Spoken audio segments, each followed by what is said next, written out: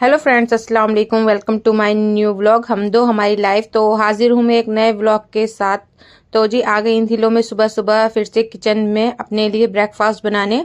तो उससे पहले मैंने बनाया था अपने लिए मेथी दानी का पानी। तो मैंने जो था वो मेथी दाना इसमें 1 चम्मच डाल दिया था उबलने के लिए। तो जब तक ये उबलता है मैं और काम कर लेती हूँ। तो मुझे पहले किचन का थोड़ा सा काम करना होता है, जो थोड़े बहुत बर्तन होते हैं मैं उनको समेट के रख देती हूँ। फिर उसके बाद मुझे बनाना होता है ब्रेकफास्ट। तो जो पानी था ये पक रहा था। आप इसमें कुछ और भी डालें तो वो भी चल सकता है। फिलहाल मुझे मेथी दाने का ही पानी पीना था, तो बस मैंने यही डाल के इसको अच्छे से उबालने के लिए रख दिया था। फिर तो मैंने इसको निकाल लिया था पीने के लिए और फिर रख दी थी मैंने चाय बनने। तो यहाँ पर बन रही थी चाय। इतने मुझे बनाना था इनके लिए ऑमलेट, तो वो भी मैंने प्याज व्याज काट कर और उसमें अंडे मिलाकर रख दिए थे। फिर मुझे बनाना था अपने लिए सैंडविच अंडे का। तो मैं आज बना रही थी कुछ अलग तरीके का अंडा। तो मैंने उसके लिए बनाया था, प्याज काटी थी और टमाटर काटा था और एक काटी थी हरी मिर्च। तो मैंने ये 3 चीज़ें दी थी और फिर एक अंडा फेंट लिया था अच्छे से नमक डाल के। तो अगर आप इसको और स्पाइसी बनाना चाहें तो आप इसमें मिर्ची ऐड कर सकते हैं। मुझे सिर्फ एक ही मिर्ची जो थी वो डालनी थी, तो वो मैंने अच्छे से फेंट ली थी। फिर मैंने ले लिए थे ब्रेड। तो ब्रेड लेने के बाद मैंने ग्लास से या कटोरी से इसके अंदर मैंने कर लिया था एक हॉल।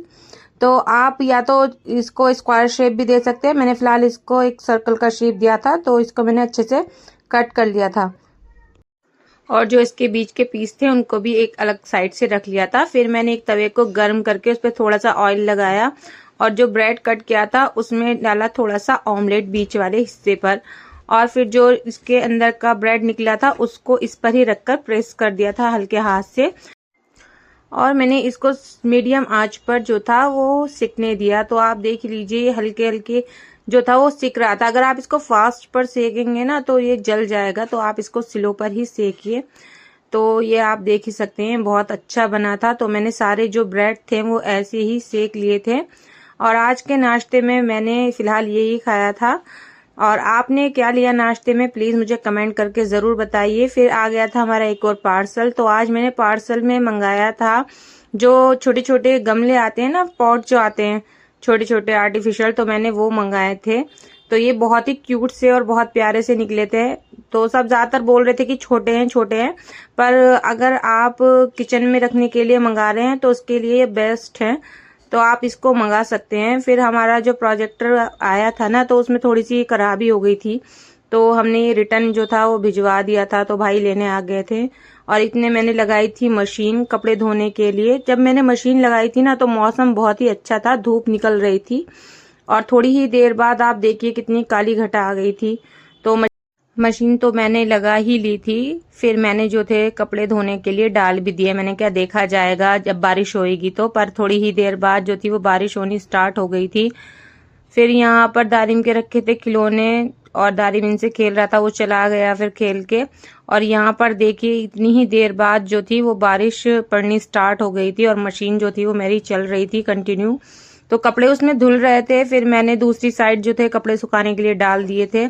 तो आज मेरे कपड़े थोड़े बरसात में ही सूखे। और फिर उसके बाद मैं आ गई थी किचन में। आज बना रही थी मैं आलू गोश्त। तो आलू गोश्त के लिए मैंने गोश्त भिगो के रख दिया था थोड़ी देर पानी में। और यहाँ पर मैंने पीस ली थी एक प्याज।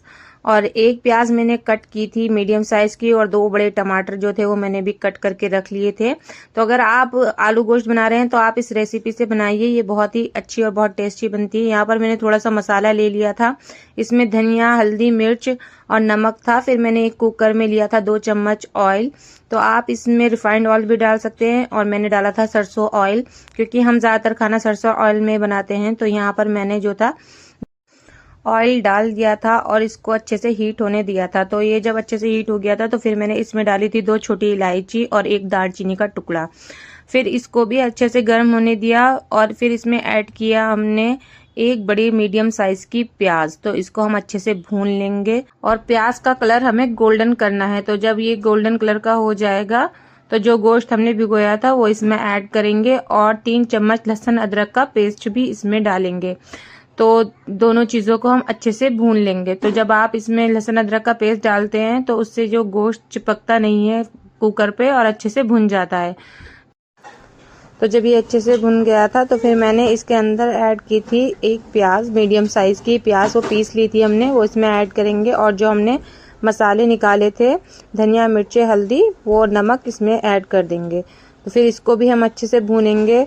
और टमाटर ऐड करने के बाद इसमें डालेंगे हम पानी। पानी इतना ही रखना जिससे कि गोश्त जो है वो गल जाए। तो हमें इसके अंदर ज़्यादा पानी ऐड नहीं करना है, क्योंकि अगर ज़्यादा पानी हम ऐड करेंगे तो हमें उसको भूनने में भी परेशानी होगी। तो आप थोड़ा सा ही पानी रखकर और इसका ढक्कन जो है वो लगाकर इसमें सीटी दे दीजिए। कम से कम 6-7 सीटी आने के बाद ये अच्छे से भुन गया था। देखिए आप, मुझे थोड़ा सा ही भूनना पड़ा, ज़्यादा इसको भूनने की ज़रूरत पड़ी नहीं। तो पहले मैंने इसको अच्छे से भून लिया था और फिर इसमें मैंने ऐड किए आलू। तो मैंने आलू जो है वो कट करके धो के रख लिए थे, तो मैंने इसमें ऐड किए आलू और फिर उनको भी अच्छे से भून लिया थोड़ी सी देर। फिर इसमें मैंने ऐड कर दिया था पानी। पानी आप अपने हिसाब से ऐड कर सकते हैं। तो मैंने इसमें जब पानी ऐड किया फिर इसको मैंने रख दिया था पकने के लिए। और यहाँ पर ये फ्रॉक का कपड़ा मैंने निकाला था। ये एक फ्रॉक जो मुझे स्टिच करना था वाइट कलर का, और इसकी नेट थी।